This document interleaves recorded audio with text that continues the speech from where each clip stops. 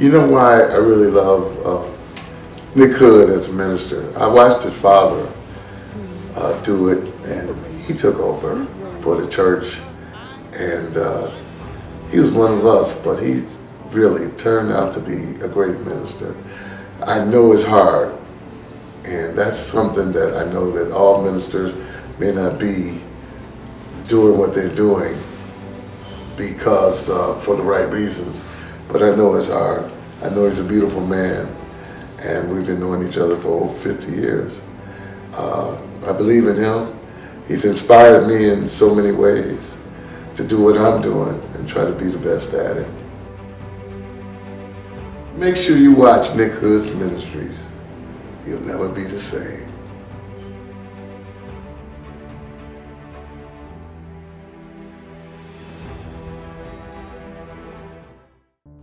This is a new ministry which is just starting. Reverend Hood needs your help in sharing the good news of Jesus Christ and his power throughout the world. If you would be so kind as to send a donation to Nicholas Hood III Ministries of any amount, Reverend Hood will send you a free complimentary copy of his book of original personal prayers and beautiful photographs entitled The Test, The Strength, The Endurance, and The Way Out. Welcome to Nicholas Hood III Ministries, a ministry of hope, spiritual inspiration, personal power guided by Christian love. May the power of God's Holy Spirit fall upon you as you sit back and enjoy today's program. I introduce you now to Pastor Nicholas Hood III.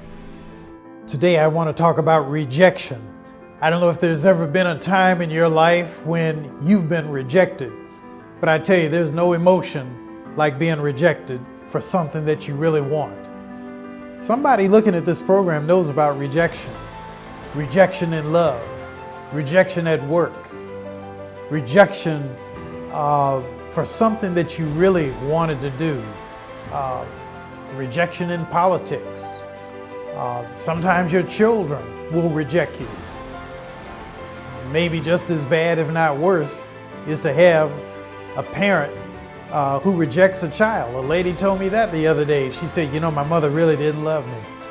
But if you've ever felt rejected, I want you to know that when I think about Jesus Christ and the love that he brought to this earth, when I think about all the goodness of Jesus, Jesus, at a critical point in his ministry, refers back to Psalm 118, where it says, the stone that the builders rejected hath become the cornerstone. Think about that. The stone that the builders rejected hath become the cornerstone. When you look at a cornerstone of a building, the cornerstone is always a little different. And it's different because it stands out. The cornerstone was never intended to be one of the bricks. If the bricks of the building are dark, say red or brown, the cornerstone is going to be tan or cream color. And it's that way because the builders want the cornerstone to stand out. Stand out so that they can put the name of the building. They can put the name of the people who built the building, the date, the year that the building was made. Sometimes the cornerstone of a building also will have a time capsule in it. It's something where they're thinking ahead that maybe 100 years from after the building is built, when people want to know more about who built this building, why did they build it, and why did they choose to build it, where they built it, why did they choose the kind of stones that they ultimately used in the building of it, who were the incorporators. All of that information is often put in a time capsule, and they put it in, guess where? The cornerstone, the actual stone that was rejected by the builders. And Jesus said that about himself. In effect, what he's saying, if you look at Mark 12, Jesus actually goes back to Psalm 118, and he says, the stone that the builders rejected hath become the cornerstone. And I've chosen this text today because in a few minutes, I'm going to talk with one of the members of my church, Dr. Yvonne Ketching. She has a fascinating story about a practice that happened in the old segregated South, right here in America, where because of segregation, there were many areas of education that an African American could not take advantage of. And she is living history. You're going to hear about her, somebody who the state of Georgia actually paid for her ticket to get on a train to go up north to finish her education, at the graduate school level, to get her master's degree, rather than get a master's degree at a state school in Georgia. And she also is one of the few people that I know, I only know a couple of people who actually can tell you that they knew Martin Luther King Jr. She knew Martin Luther King Jr. Just a fascinating story. So I'm going to cut this message short today because I want to give more time to Dr. Ketchings to tell us about how she overcame, how she got her education, even though the state of Georgia did everything that it could to dissuade her from doing that. And as she talks about this, I want you to think about the words of Jesus when he says, "The stone that the builders hath rejected hath become the cornerstone." It's true. It was true in the life of Jesus. He was rejected by people, despised, and shut out by many people. Yet it is through that despised person that you and I have everlasting life. We have life in a kingdom which has no end because of Jesus, who was despised and rejected by all people. And so sit tight, hold on. We'll be back in a few minutes, and I'm going to introduce you to a very interesting person. Pick up the phone, call a friend, tell him Nick Hood is on the line, and he's got an interesting person he's going to be talking to today about rejection. Hold tight. I'll be right back. This is a new ministry which is just starting. Reverend Hood needs your help in sharing the good news of Jesus Christ and his power throughout the world. If you would be so kind as to send a donation to Nicholas Hood III Ministries of any amount, Reverend Hood will send you a free complimentary copy of his book of original personal prayers and beautiful photographs entitled The Test, The Strength, The Endurance, and The Way Out. About rejection, and with me is Dr. Yvonne Parks Ketchings. And she has a very interesting story. She was born in Georgia, made her way to Detroit, Michigan, but the way she got to Detroit and the way she has a PhD in art, but I don't want to tell her story. But Dr. Ketchings, thank you so much for being with me today. And the theme for today is rejection. And as a young woman, you experienced some rejection in the state of Georgia, but you turned that rejection into something positive. Jesus says from Psalm 118, the stone that the builders rejected hath become the cornerstone. And in a sense, you're like that stone. Can you share with our audience, share with me, how you got your advanced education degrees from Georgia? Starting in Georgia. Starting in Georgia. Well, it's from the law that actually is separate but equal. So that's how I got my... Now explain that. All right. Well, I wanted to get my master's degree in art. And the only way I could do it, I had to find out what was happening. There was 3 state black schools. There was Savannah State, Fort Valley State, and Albany State. And they did not offer art, but they did offer in the white school at Athens. So that's all you had to do. And you applied. I can't remember what I did, but I applied to the state that I wanted to go to. Did somebody counsel you to look outside of Georgia for an advanced degree? No. Well, how did you figure that out? I don't know. Well, so many people would do it. I had a teacher, and in education that I had, Dr. Ann Cochran, and she taught at Morris Brown, and she talked about so many of the leaders like John Dewey and all these people at Columbia University. That was all she talked about. So I wanted to go to Columbia, and you just applied, and I applied to Columbia, and they accepted me. So then you have to, you have to do some paperwork through the state of Georgia. Now at Columbia, they did say maybe I would have to do about 60, I don't know whether it was 600 hours, but it didn't even bother me about it because I had finished Spelman, and Spelman sort of prepared me to just go anywhere in the world. It could have been any school, and I just wasn't afraid to go there. So you feel good about your undergraduate education at Spelman College? Perfect. Yeah, and good teachers. And you had teachers at Spelman. If you didn't understand something, you could talk to your teacher, and they would help you.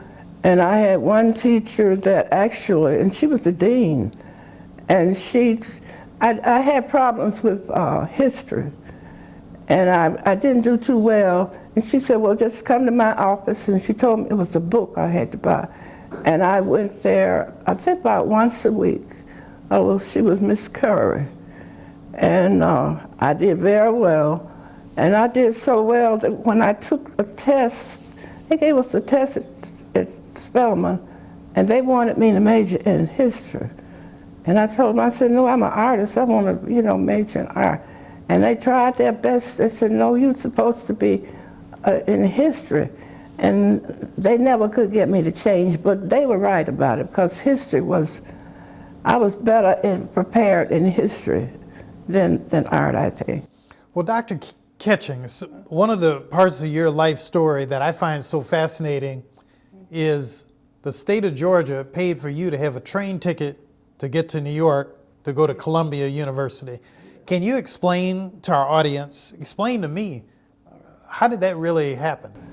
Well, the way it is, from Atlanta, a ticket would be $5 from Atlanta to Athens.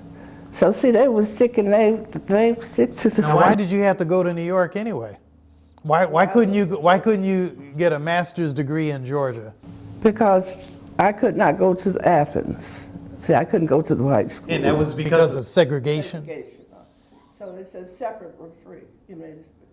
Separate but equal. Separate but equal. Yeah, and that was the law in Georgia. So the equal part of the separate and equal for you was that the state of Georgia made it possible for you to get that education that you wanted, but it couldn't happen in Georgia. That's right. You had to go someplace else. Yes, I had to go to New York, in which I was glad to go to New York. I had never been to New York. So what do you remember about the train ride to New York?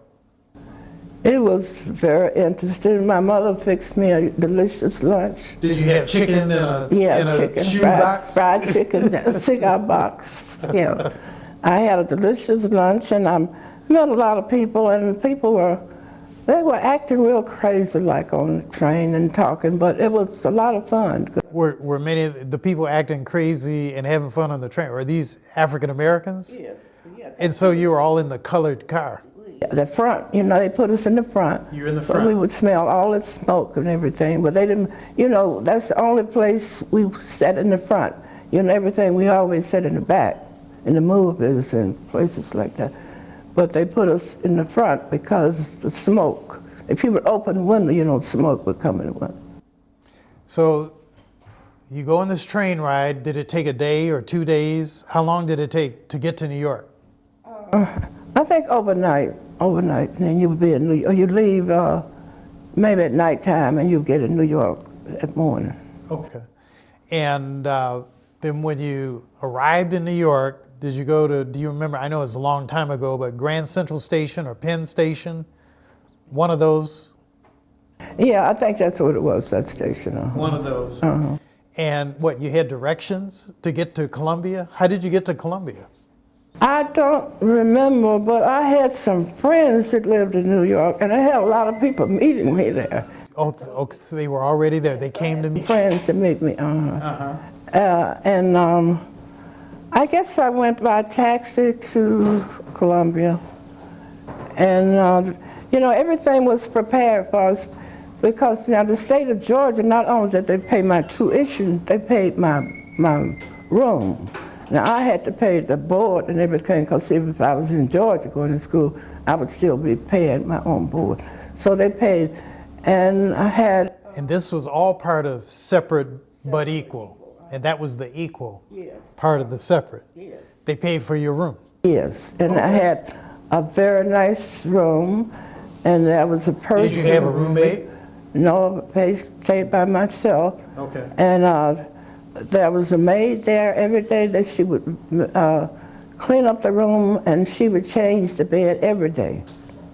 So I had Was the maid white or black? She was white. White? Yes. Seemed like Dutch. It was like a Dutch translator, but it was a real nice room. The dormitory, they had a reception every Sunday. And I guess so you could meet all the people there. And everybody was very nice. The teachers, they were very glad to have us. And then there was so many black people there from all over the South getting their education.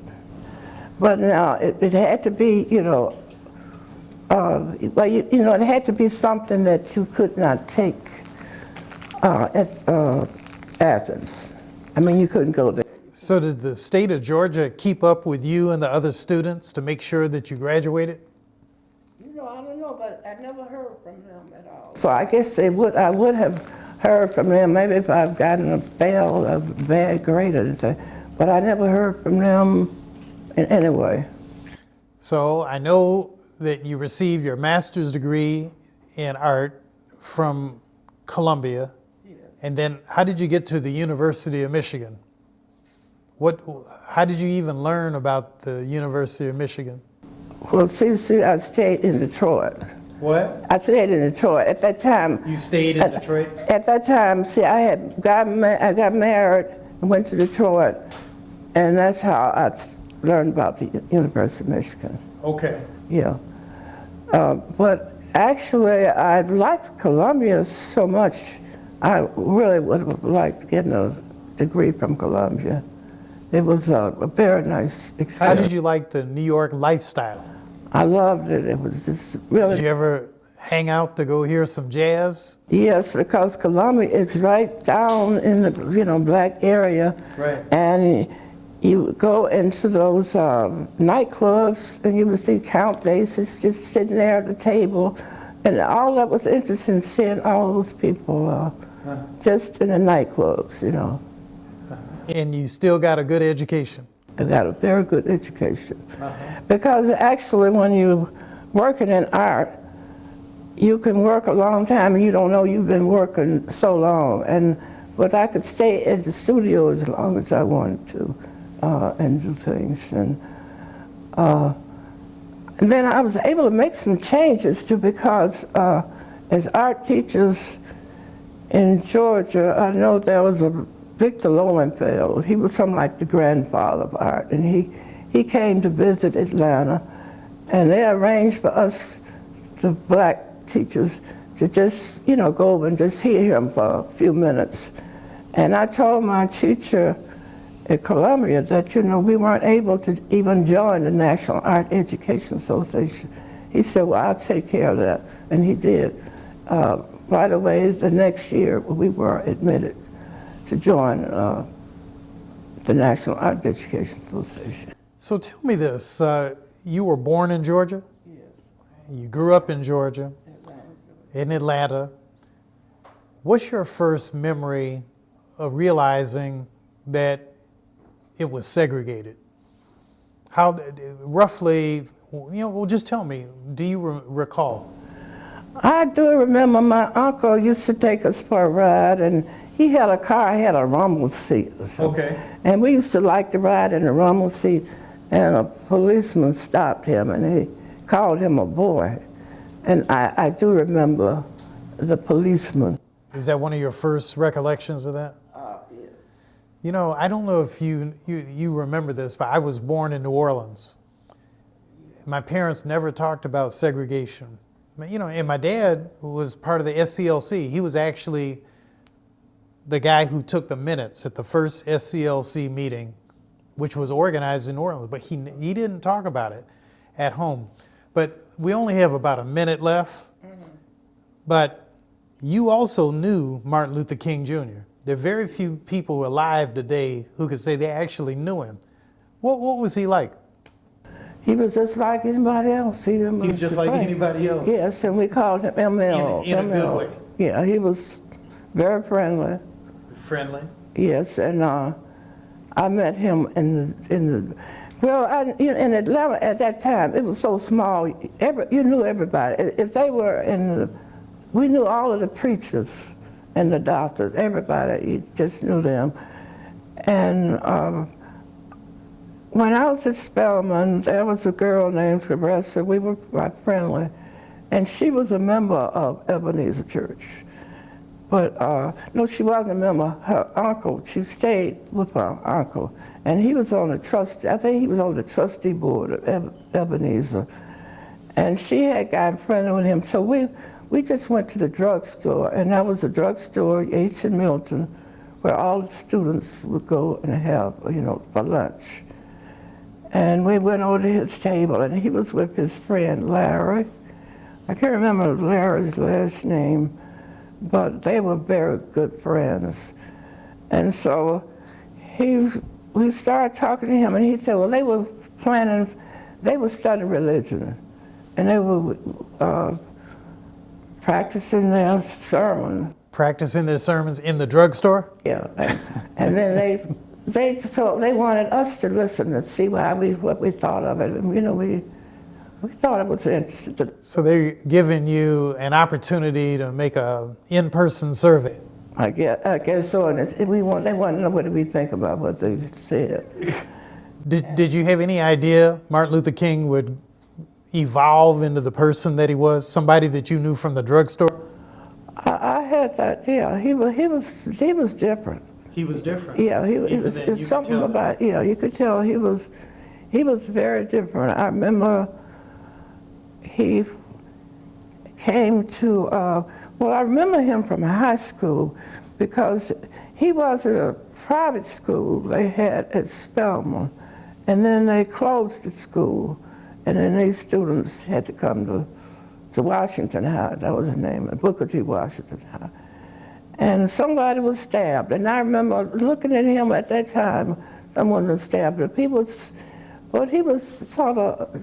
just something different about him. I don't know what it was.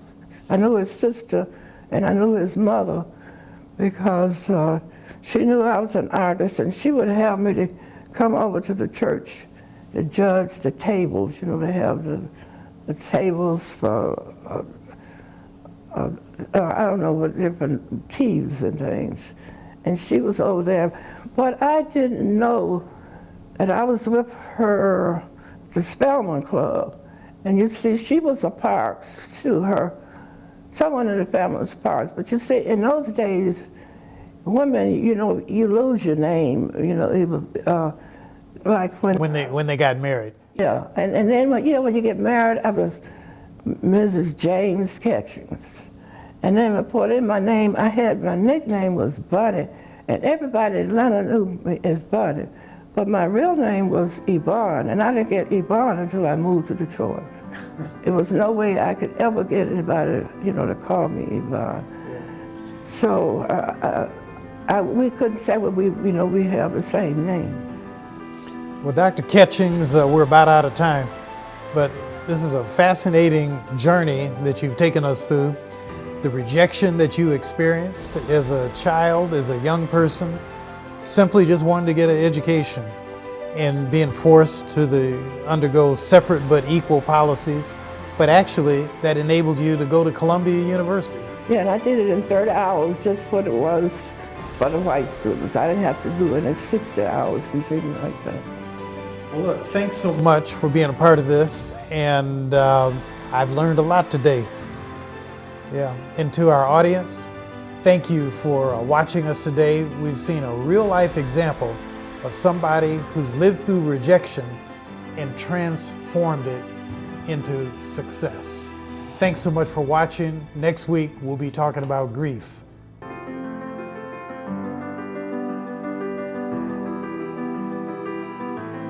There are people all across this globe who now will have the opportunity to know you like I do, because of course you are very forthcoming in telling stories about life, stories that are relatable, and that means something. How wonderful it is, and I just look forward to seeing how this platform, this new platform, will just rise and grow and really be a vessel through which you can be a blessing to folk all over this world, and Lord knows we need it.